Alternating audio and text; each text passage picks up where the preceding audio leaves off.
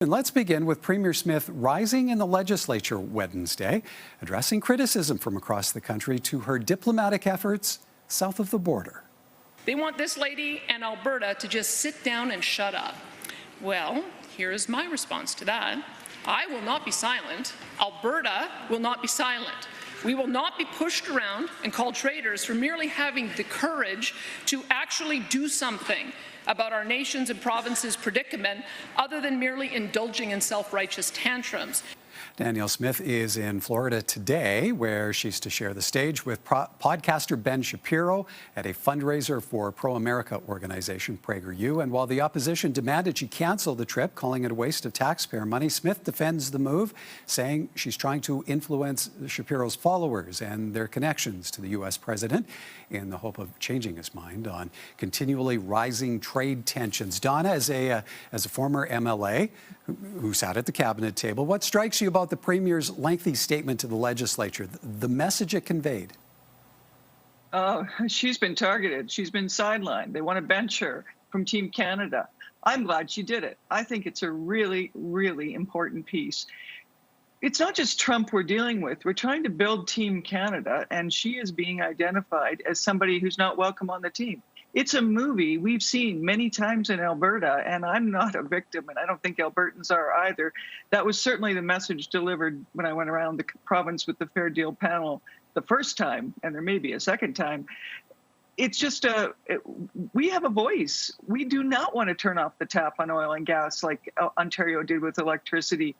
We have the right to say that. She is the premier of our province. This is her job. I'm glad she stood up. Matt, what's your read on that message and the necessity for making such a forceful statement in the legislature? Yeah, kind of what I'm seeing is that, you have one side, especially Mark Carney is looking to take advantage by, saying, listen, the conservative movement is aligned with Donald Trump. You don't like Donald Trump?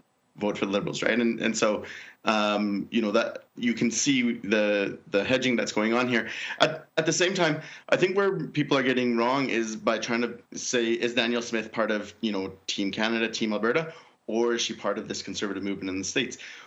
She's both, right? Like it's not a one or the other situation for her. She has, people have dual allegiances all the time. You can be loyal to multiple groups at once, and part of what I think is going on here is that, like, yes, I don't think it's necessary.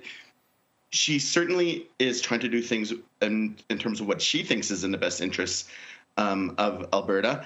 At the same point, she's also very much interested, I think, in being part of this broader conservative movement. And that in this kind of it's like an alternative conservative movement that is, not just predominant in the States right now, but is sweeping the world in all sorts of ways.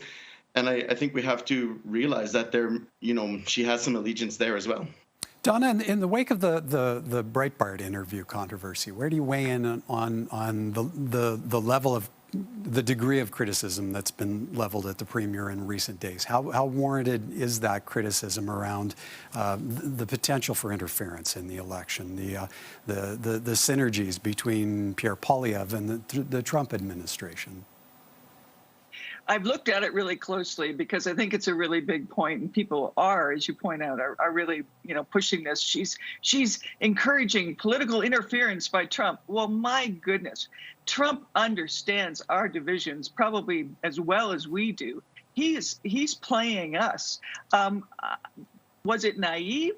Possibly, but I don't even think it was naive. I think she's just stating the obvious. If you really want to know what political interference looks like, go back to the days when John F. Kennedy messed around with the election of Diefenbaker. I mean, he had agents up here in secret. She spoke out loud in public, saying something that was pretty obvious. And Trump knows how to divide us already. He's doing it. I don't think he needs any suggestions or insights from the Premier of Alberta. Matt, Wednesday's address came ahead of the Premier's departure to Florida for a PragerU fundraiser with podcaster Ben Shapiro. Heading into the lion's den, as she put it in the legislature. What do you feel Albertans should expect to come of that appearance? Again, she can say she's just there to represent the allegiances or to, represent the interests of Alberta. She's also there. These are people who have views which, frankly, just a few years ago, were considered quite extreme. And I think if she wanted to get across Alberta's position, there's all sorts of outlets that can happen. It's also, I think, at least partially naive that she thinks that what's going on here is a mode of debate or dialogue about what is best. There is definitely some hard-headed politics going on in the States right now. It's hard to not feel that it's a little bit her interest in being part of that broader movement, right? And so to be part of the broader movement, you need to make your name known. You need to go be on podcasts and be in the public eye and those sorts of things. And so I think she's equally interested in just participating in that broad movement, in addition to trying to get across what she thinks is in the best interests of Albertans. Donna, how much influence do you feel this appearance at a $1,500 a plate PragerU fundraiser will end up exerting on the Trump administration, such that it makes it a worthwhile expenditure of taxpayer dollars? I think we never know. And I think when you're a politician and you've got a message you need to deliver, you're going to go to places without really understanding what the full impact can be. It's a chance to refute messages.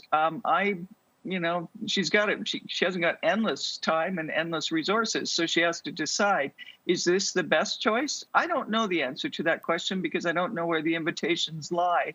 But I think that it's reasonable to talk to people who don't agree with you. I think that's actually quite important. So it's easy for us to sit on our couches and toss lob bombs and question judgment. I expect she's got advisors who are making those decisions, and we'll continue to assess that. But her ambition, it's not to be Prime Minister of Canada. In fact, no premier has been Prime Minister of Canada. That's a fact I just figured out recently. So, is she? Is this some sort of star power being involved in the MAGA movement? I don't know. And Matthew, to your point, I don't see it as clearly as you do, but, I'm watching too. All right, Matt, I'm going to squeeze in one more quick one before we go to break, though. A lot of attention now focused on what comes of the Trump tariffs April 2nd. What do you think Albertans should expect of the premier at that point? The big talking point of the NDP has been that, there's been very little impact of all this lobbying, right? And, again here, in the States, partially what you see is a real changing of norms around how they consider their government and how people, think about doing democratic processes. And, for Trump, he's not really interested in being held accountable by previous democratic norms, right? That in some ways that was his whole first term was undermining those democratic norms, such as inciting people to riot at their their Capitol building and attempt to stop the installing of a new president, right? Who had been elected in a fair and free election. And so, thinking that we're going to get across to this group through reason, it seems like a bit of a long shot to me, at least. We heard from the Alberta Civil Trial Lawyers Association off the top tonight on legislation launching an overhaul of the auto insurance system in the province. Matt, it's being described as a no-fault system delivered by private insurers. Based on how the government has laid it out and the response of the legal community, how transformative do you see this new approach being? It was hard for me to wrap my head around it and to sort through everything. And so the point where I'm still confused is, so no-fault insurance is the standard, right? And most other provinces, all the other provinces in Western Canada, for sure. But, the private system, Alberta has a private system, and so I'm curious to know how the no-fault insurance works with the private system, whereas at least in BC, they have a publicly administered insurance system, and so I definitely would like to hear more. No one is going to be upset about having to pay less money to lawyers, except for maybe the lawyers themselves, and so. But certainly I was left with certainly some questions around, like, is this something which is advantageous in a private system? Donna, auto insurance has been a hotly contested, debated topic for quite a while. And this new system is to be in place by 2027, which happens to be the year Albertans next go to the polls. So how much is riding on the outcome of these changes?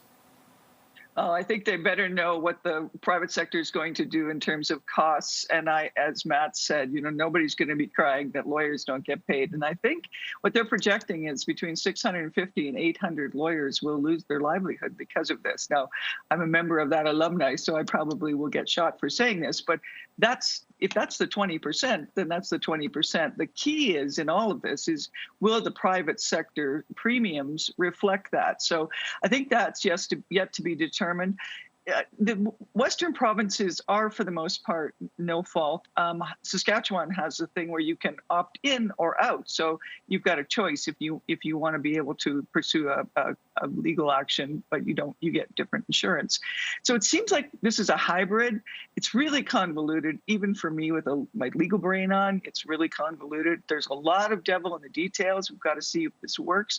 But I think the idea of making it cleaner for people to be able to know that they've got benefits, that the people who are really bad drivers will be punished, as the minister had pointed out. They'll pay higher premiums. They'll have access to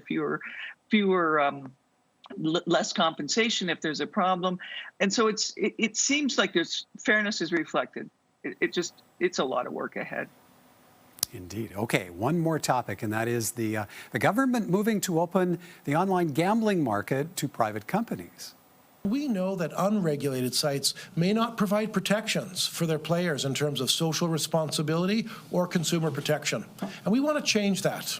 While Play Alberta is the only legal option in the province, the minister estimates more than half of gamblers bet through unregulated private companies, a so-called grey market that Alberta wants a slice of. Last year, Play Alberta generated $235 million, compares to Ontario's $2.2 billion. That province opened up online gambling to private companies 3 years ago. Donna, how much do you see this having to do with revenue generation for provincial coffers?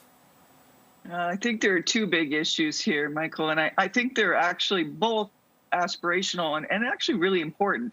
One is making money, and I think that's legitimate. It seems to have worked in Ontario. So, the reality is people are accessing these markets, gray or not.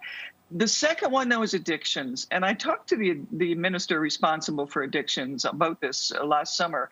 And it's a huge responsibility to actually make sure that we're managing the uptick. And it's big, the uptick in addictions in gambling, because the horrible for people and tough for us socially. It's a big cost. So I think it needs to be looked at. I think the Ontario example is worth digging into. So I see upside here. Matt, with that in mind, what kind of responsibility will rest on the government's shoulders where safeguards, guardrails around this gambling expansion are concerned? Yeah, I actually had the exact same analysis. If you're losing hundreds of millions of dollars in tax revenue, which could be, otherwise captured, you gotta investigate that, absolutely. The concern I think here is that by, expanding the market, you expand the amount of opportunities for gambling, and that will necessarily come along with harm, right? Because, gambling creates harm, and not for the broad part of the population, but for a small part of the population, gambling generates very serious addiction, and that creates harm not just for that person, but for the people around them as well, right? And so, Alberta is actually unique in that we have a research institute around gambling. I forget the exact title, but it was, the head of it has, the psychologist at U of C has been interviewed in a number of these articles, and he had some very kind of straightforward regulations and criteria which don't appear to be part of these changes, which seem very sensible. So, one, you can opt out of gambling from all systems just through clicking one button. You don't have to go individually do all the systems, and it includes casinos as well. You also have to set yourself a limit of how much you would be willing to spend prior to starting gambling, right? Like you can imagine that, you don't want to do it once you're in the thick of things, right? And so, there's a number of ways in which we can reduce harm that don't appear to be taken as seriously as the need to or the move to capture more revenues here. And so I think that probably needs to be, focused on a little bit more. All right. We're out of time. Have to leave it there. Good to see you both. Thank you kindly.